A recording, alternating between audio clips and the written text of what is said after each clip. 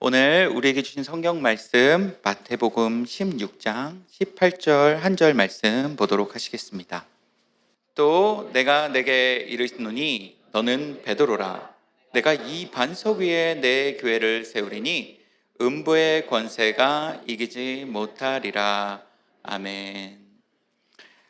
여러분, 오늘 설교 제목을 보시고 혹시 어떤 광고 하나가 떠오르지 않으십니까? 네, 아마 여러분 침대 광고가 하나 떠오를 수 있을 것 같은데요. 맞습니다. 저 제목은 예전 시몬스 침대라는 광고를 할 때 나온 문구와 굉장히 비슷합니다. 여러분 아시길 수도 있지만요, 이 시몬스 침대라는 회사는 저 문구를 쓰면서 굉장히 강조했던 점이 하나가 있는데요. 침대에 누운 2명 이상의 사람이 편안하게 잠을 잘 수 있다. 그래서 흔들리지 않는다. 이런 이야기를 계속 강조했습니다. 한 사람이 눕고요, 그 옆에 누가 눕는다 하더라도 처음 눕는 사람이 방해하지 않고 편하게 잘 수 있는 것, 그것이 흔들리지 않는 편안함에 그 시몬스 침대가 강조했던 거예요. 그것이 가능하게 된 이유는 이겁니다. 시몬스 침대만의 개별 스프링이 그 비결인데요. 침대에는 보통 저희가 알다시피 그 매트리스에는 스프링이 들어가잖아요. 그런데 그 스프링 기지는 보통 연결이 다 되어 있습니다. 그렇기 때문에 한 사람이 눕고 이렇게 다른 사람이 누우면 영향을 받죠. 저도 제가 이렇게 잠을 자고 있으면요, 아내가 탁 오는 소리, 옆에 누우면 바로 깨요. 흔들리잖아요. 그래서 굉장히 불편할 때가 많이 있는데, 이 시몬스 침대는 한 사람이 누워도 옆에 방해받지 않고 잘 잘 수 있다는 그것을 강조했던 거예요. 어쩌면 그 개별 스프링을 통해 침대의 원래 목적, 잠을 잘 자게 하는 목적을 완성시킨 그런 매트리스가 아닌가 싶습니다. 저는 이 시몬스 침대, 그 매트리스를 보면서 교회의 모습을 굉장히 많이 묵상을 했어요. 왜냐하면 우리도요, 각자 다른 지체들이 각자의 자리에서 주님 주신 사명을 감당하며 하나님 나라를 이루자는 이 한 가지 목적을 위해 이곳에 모여 예배하기 때문입니다. 저는 이 예배에 모인 여러분들이, 이 교회가 하나님이 보시기에 가장 아름답고 기쁜 모임이라 확신합니다. 우리 옆분하고 한번 축복하실까요? 당신과 한 교회를 이루어감이 행복입니다.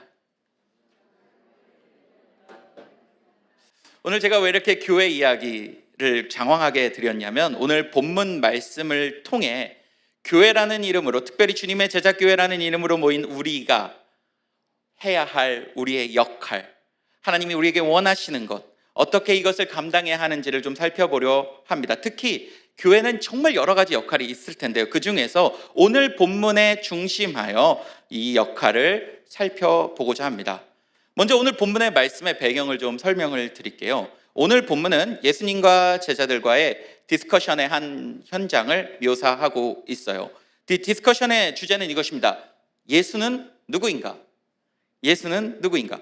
이 토론은 예수님께서 사람들에게 수많은 기적과 가르침을 행하고 난 후에 일어났던 것입니다. 그러니까 많은 이들이 예수님의 기적과 가르침을 받고 난 후에 예수님에 대해 여러 생각을 했을 것이고, 그것을 나누는 현장이 바로 오늘 본문의 현장이었습니다.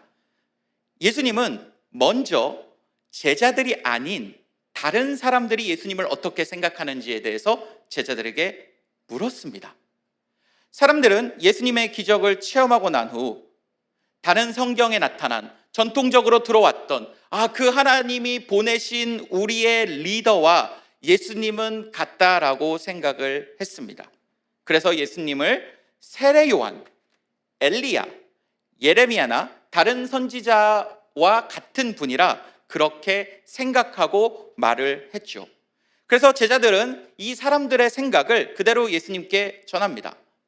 예수님, 사람들이요 예수님을 보고 세례 요한, 엘리야 혹은 예레미야, 선지자 중 한 명으로 생각해요.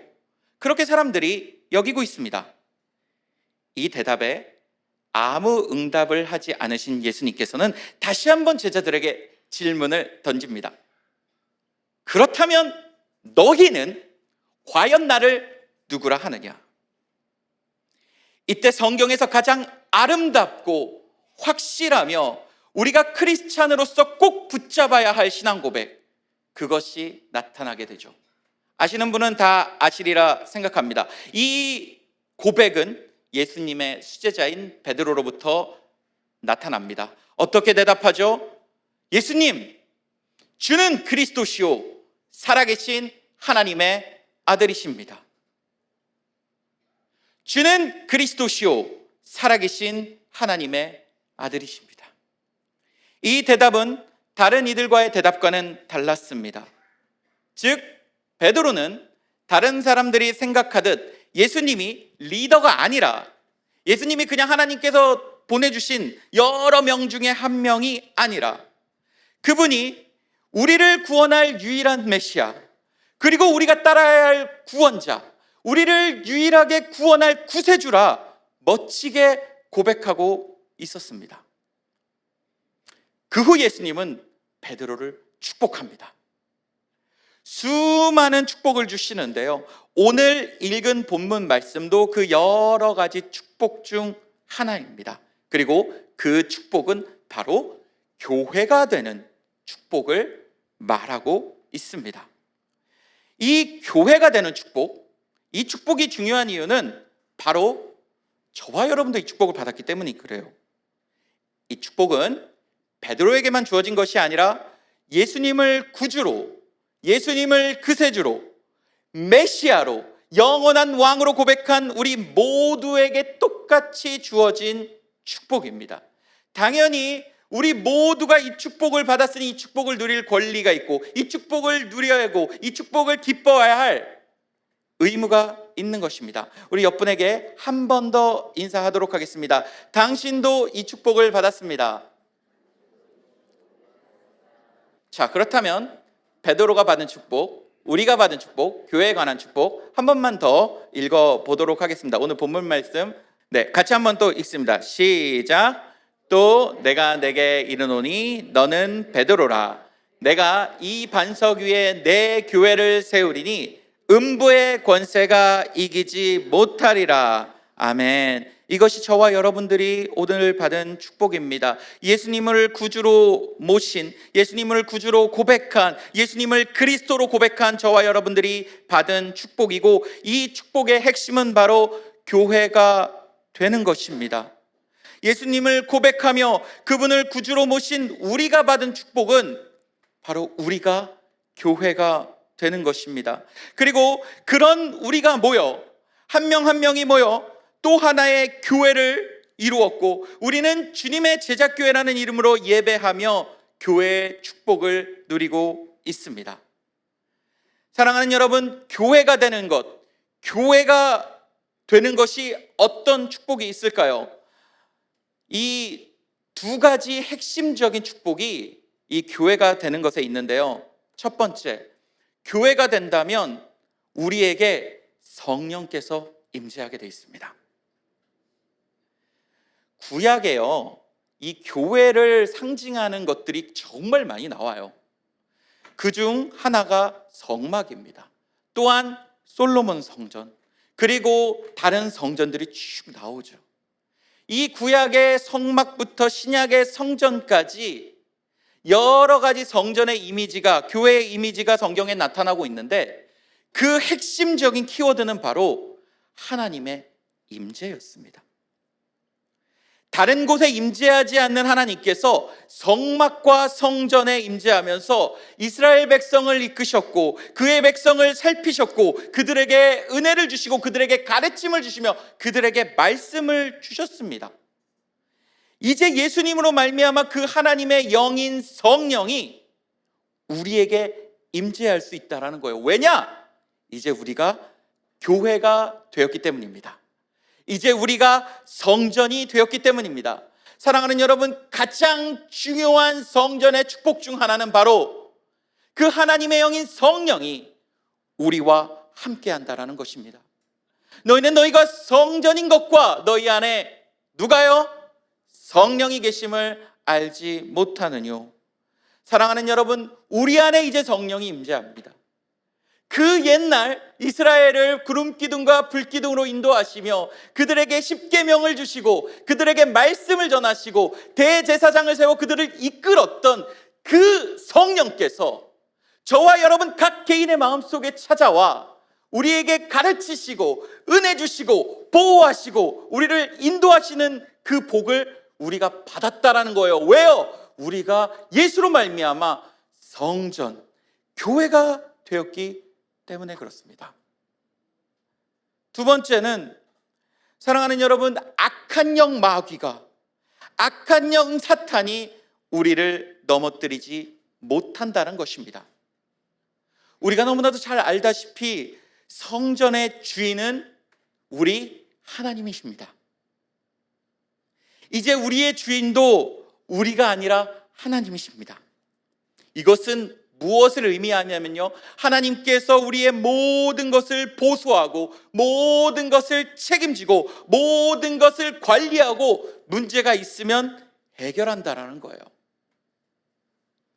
저는 캐나다에 오면서 이제 지금 산지 9년 정도의 세월이 흘렀는데요, 이 9년 정도의 세월 동안 한 번도 집을 가져본 적이 없습니다. 네, 많은 분들이 그러라고 생각을 하겠는데요, 저는 그리고 그 많은 세월을 거의 대부분 기숙사에서 지내왔어요.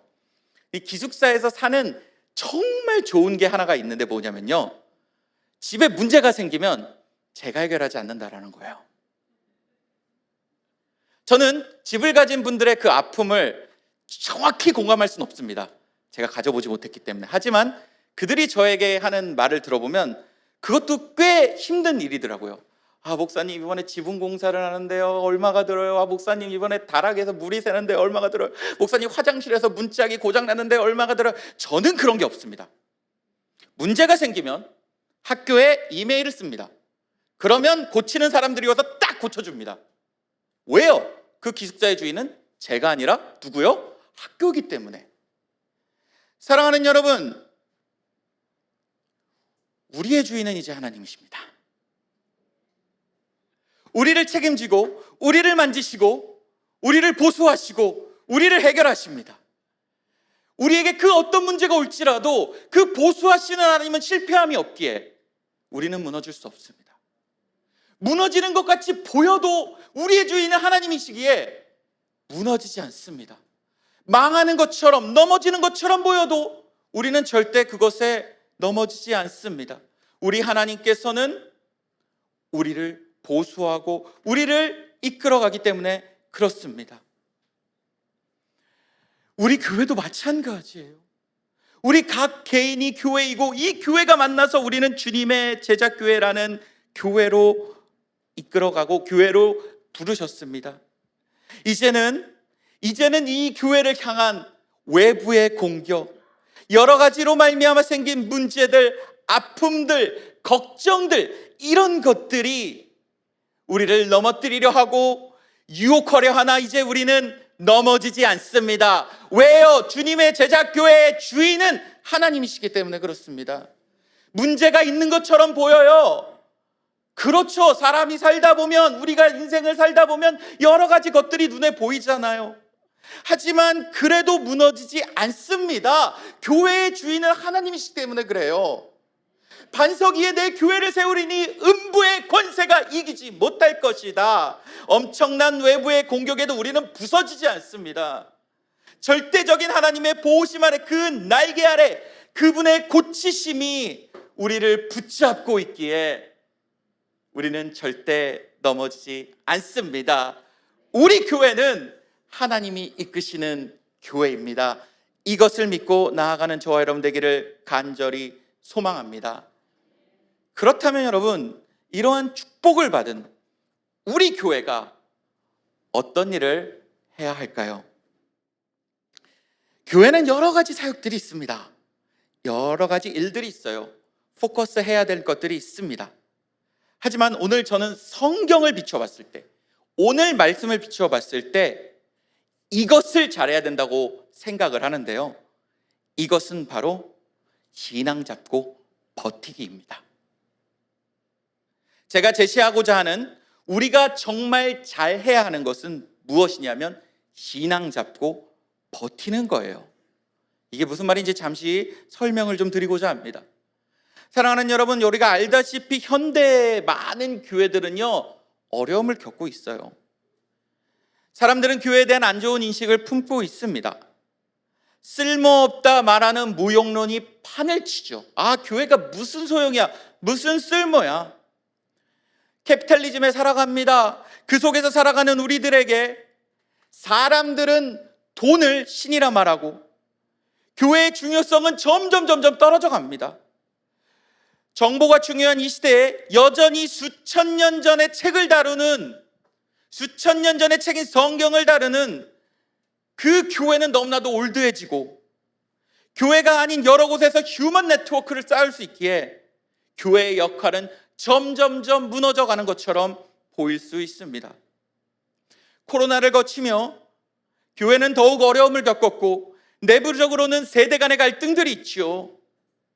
또 성도의 숫자가 점점 줄어가죠. 여러 가지 문제들이 끊임없이 교회를 공격하고 괴롭히는 것 같이 보입니다. 이런 현실 속에서 우리가 무엇을 해야 되겠습니까? 저는 저와 여러분들이 신앙 잡고 버티는 것을 정말 잘했으면 좋겠습니다. 왜냐하면 이렇게 여러 가지 교회를 악화시키고 무너뜨리려 하는 그 모든 것들이 음부의 권세이며, 오늘 말씀에선 이 음부의 권세가 우리 교회를 절대 무너뜨리지 않는다고 선포하기 때문에 그렇습니다. 우린 이것을 믿어야 합니다. 우린 이것을 붙잡아야 합니다. 예수님께서 말씀하신 음부의 권세가 너를 이기지 못하리라, 이것을 붙잡고 가야 합니다. 교회는 무너지지 않습니다. 교인이 줄어도, 문제가 생겨도, 무너져가 같이 보여도 무너지지 않습니다. 하나님께서 우리를 통해 세우신 이 교회는 영원히 살아있을 것이며, 인간의 눈으로 볼 때 클로징하는 것처럼, 디크리징하는 것처럼 보여도 우리 교회를 인도하시는 하나님의 뜻과 계획은 절대 무너지지 않습니다. 그래서 해야 할 일은 여러분들이 옳다고 생각하는 것들, 우리가 할 수 있는 것들, 우리가 해야 할 일들 직관적으로 아시죠? 우리가 교인으로서 뭘 해야 되는지, 교회 안에서 무엇을 해야 되는지, 어떤 사역을 해야 하는지, 그것을 놓치지 않고 외부의 공격에도 끊임없이 해야 한다는 것입니다. 외부의 생각이나 우리 내부의 불신앙, 그리고 여러 가지 악한 소리에, 그리고 그 생각에 휘둘리지 마시기 바랍니다. 우리가 주님의 제자교회로서, 성도로서 해야 할 일들을 해가는 것입니다. 예배하십시오. 기도하십시오. 전도하십시오. 얼마나 직관적입니까? 세상은 말합니다. 이것이 필요 없다고. 세상은 외칩니다. 이것이 이제 쓸모없다고. 그렇죠. 그럴지도 몰라요. 지금은 교회 오라고 해서 잘 안 와요. 하지만 우리는 버텨야 합니다. 우리는 하나님의 약속을 믿기 때문입니다. 저 여러분, 정말로 휘둘리지 말고 우리가 해야 할 일에 최선을 다하는 저 여러분 되시기를 소망합니다. 때로는 인간의 지혜가 필요하죠. 때로는 우리가 하는 일이 좀 수정되고 변할 수는 있어요. 우리의 상황에 따라, 우리의 환경에 따라 약간은 그럴 수 있습니다. 하지만 정말 우리가 붙잡고 나아가야 될 것은, 우리는 무너지지 않는다. 우리는 절대 흔들리지 않는다. 우리는 모든 권세와 영광을 가지신 하나님께서 책임지신다. 우리의 주인이다. 예수 그리스도 반석 위에 세워진 우리 교회는 절대 넘어지지 않는다라는 굳은 믿음을 품고 버티는 것이 너무나도 중요하다고 생각합니다. 비록 단 한 명의 성도가 남을지라도 나는 끝까지 이 길을 갈 것이다라는 이 굳은 믿음을 가지고, 확신을 가지고 여러분 자리를 지켜주십시오. 자리를 빛내주십시오. 해야 할 일을 끝까지 완수해 나가는 저와 여러분들에게 주어진 이것이 교회로서 받은 축복이자 우리가 해야 할 일입니다. 한 교회의 이야기를 드리며 오늘 말씀을 마무리하고자 합니다. 미국의 미네소타주에 있는 미네폴리스라는 도시에 있는 그 한 교회에 대한 이야기입니다. 몇 년 전 미네폴리스에는 여러분들 다 들어본 적 있으실 거예요. 전 세계를 떠들썩하게 만들었던 조지 플로이드 사망 사건이 있었습니다. 그게 무슨 사건이냐면요, 백인 경찰 몇 명에서요 선량한 흑인 시민을 과잉으로 진압하여서 죽게 만들어요. 이 사람은 크게 반항하지도 않았는데 무릎으로 목을 조르며 이 사람을 결국 죽게 만들었습니다. 이 불합리와 이 차별에 사람들은 폭동을 일으키기 시작합니다. 상점들은 문을 닫았고 시민들은 음식 및 아주 기본적인 물품을 구할 수 없었습니다. 제가 이 이야기를 직접 그곳에서 사역하시는 목사님에게 전해 들었는데, 이 목사님도 이것을 말할 때 막 눈물을 흘리시더라고요. 그러니까 제가 그것을 들으면서 상황이 얼마나 심각했는지 좀 짐작할 수 있었습니다. 이런 상황 속에 홀리 트리니티 교회는 그 도시 중심에 있었던 교회였습니다. 사실 이 교회는요, 이러한 엄청난 일이 벌어지기 전부터 성도들이 별로 없고 어려움을 겪었던 교회예요. 하지만 얼마 남지 않은 성도들이 그곳을 지키며 이 어려운 상황에도 어떻게 하면 저 사람들에게 도움이 될까 싶어 주변에 도네이션을 요청합니다. 주변 교회 혹은 주변 시에 도네이션을 요청해요. 우리 휴지 좀 주세요. 우리 캠프도 좀 주세요. 우리 도대체 어떻게 구할 수가 없어요. 여기 많은 사람들이 굶어 죽고 있어요. 우리 이런 것 좀 부탁드립니다. 별로 힘이 없고 작은 목소리를 내었던 그 교회는 큰 응답을 기대하지 않았습니다. 그런데 놀랍게도 그 도네이션을 요청하자마자 주변 도시 사람들이 엄청난 도네이션을 해줬다고 그래요. 이 교회 사진을 직접 봤는데 그 교회에 꽉 찰 정도로 휴지가 가득했고 기저귀 그리고 필요한 물품들이 정말 꽉 찼다고, 그렇게 찬 것처럼 보였더라고요.